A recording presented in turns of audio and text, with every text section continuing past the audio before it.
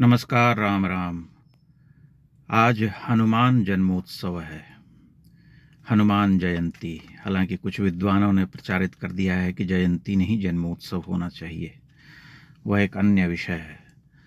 परंतु भारतीय संस्कृति में, भारतीय जीवनधारा में भक्त और भगवान के बीच जो अन्योन्याश्रय संबंध है, अविभाज्य संबंध है, उसके सर्वोत्कृष्ट उदाहरण हनुमान जी हैं। क्योंकि वे स्वयं महावीर, महादेवता के रूप में प्रतिष्ठित हो चुके हैं। हनुमान जी के बारे में हमारे शास्त्रों में अगणित पंक्तियां मिलती हैं। पुरातन काल से लेकर के आधुनिक काल तक के कवियों ने उनकी महिमा गाई है। राम की शक्ति पूजा निराला की एक सुप्रसिद्ध कविता है, जिसके बारे में मैंने यहाँ 2-3 बार जो है वीडियो बनाया है। उस महान कविता के बारे में अपने विचार प्रकट किए हैं।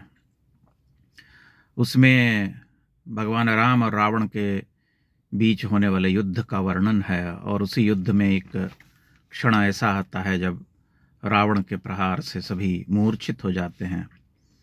निराला लिखते हैं, वारित सौमित्र भल्लपति अगणित मल्लरोध, गर्जित प्रलयाब्धिक्षुब्ध हनुमत केवल प्रबोध। यानी रावण के वार से वारित सौमित्र भल्लपति, जाम्बवान, अगणित मल्लरोध, जितने मल्ल थे वे सब मूर्छित हो गए। प्रलयाब्धि क्षुब्ध, समुद्र जो है वो प्रलयंकारी स्वर में गरज उठा। सब कुछ मूर्छित पड़ा है, लेकिन एक ही प्रबोधनी शक्ति बची है। वह प्रबोधनी शक्ति हनुमान की है।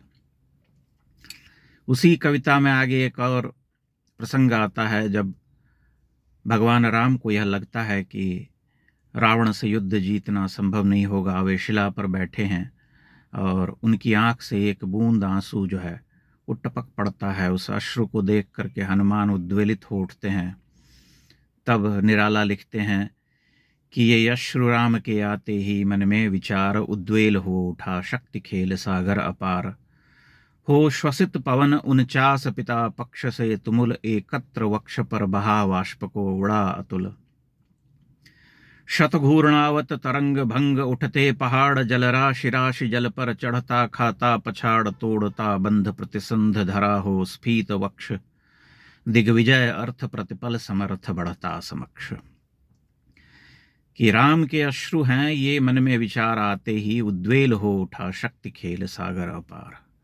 हो श्वसित पवन 49 पिता पक्ष से तुमुल, पिता पक्ष से जो 49 पवने हैं उसको एकत्र अपने वक्ष पर धारण करके उड़ने लगे हनुमान। समुद्र को मथ डाला, जल राशि राशि जल पर चढ़ता खाता पछाड़, तोड़ता बंध प्रतिसंध धरा हो स्फीत वक्ष।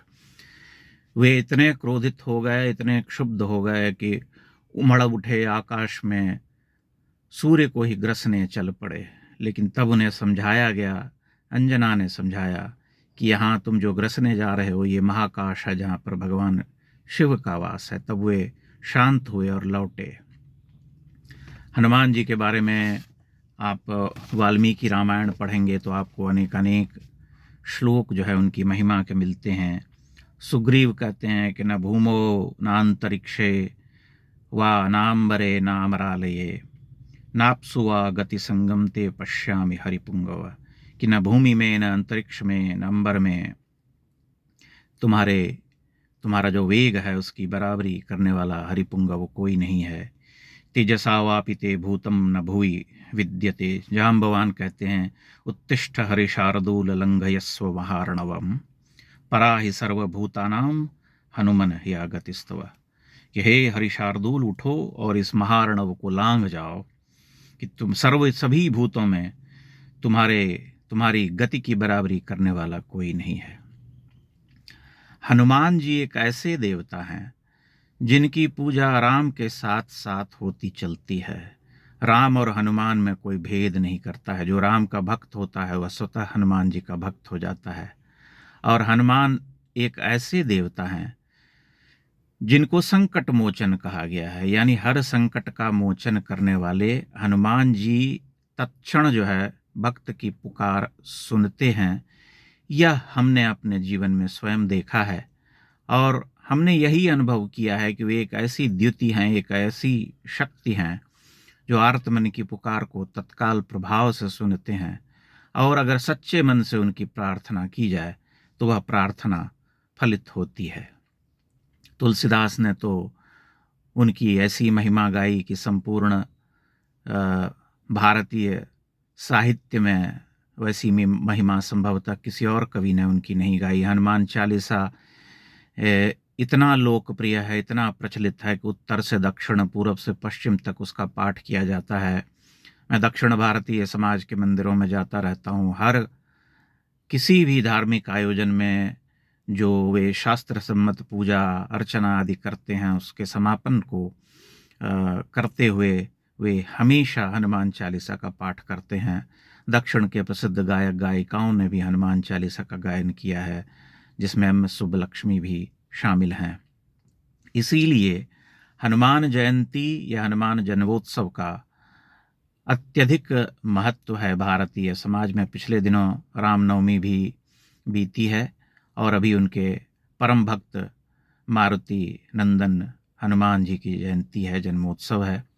इसलिए संपूर्ण भारतवर्ष को एक संकट मोचक के रूप में उन्हें याद करना चाहिए और ध्यान धरना चाहिए। तुलसीदास तो कहते हैं, भगवान राम से कहलवाते हैं कि भरत भाई कपि से उऋण हम नाही, कि हम जो है कपि से कभी उऋण नहीं हो सकते, क्योंकि कपि के इतने उपकार हैं मेरे ऊपर कि उन सब की पूर्ति करना या उन सब के बदले कुछ लौटा पाना मेरे जीवन में संभव नहीं है। हनुमान जयंती भारतीयों के लिए शक्ति की आराधना का भी पर्व है, क्योंकि शक्ति या द्युति या चमक जो भी हम समझें, उसके साक्षात मूर्तिमान रूप हनुमान जी हैं। अन्य देवी देवता तो हैं ही, लेकिन सबसे पहले जिस देवता का नाम या स्मृति हमारे ध्यान में आती है वो हनुमान जी हैं। वे सर्वसुलभ हैं, वे उत्तर से दक्षिण, पूर्व से पश्चिम तक व्याप्त हैं। आप चले जाइए, कहीं भी घूम आइए, आपको सबसे अधिक छोटे छोटे मंदिर हनुमान जी के मिलेंगे। मैंने तो बिहार में देखा है, उत्तर प्रदेश में देखा है, मध्य प्रदेश में देखा है, राजस्थान में देखा है। लगभग सभी देवालयों में हनुमान की प्रतिमा मिलती है।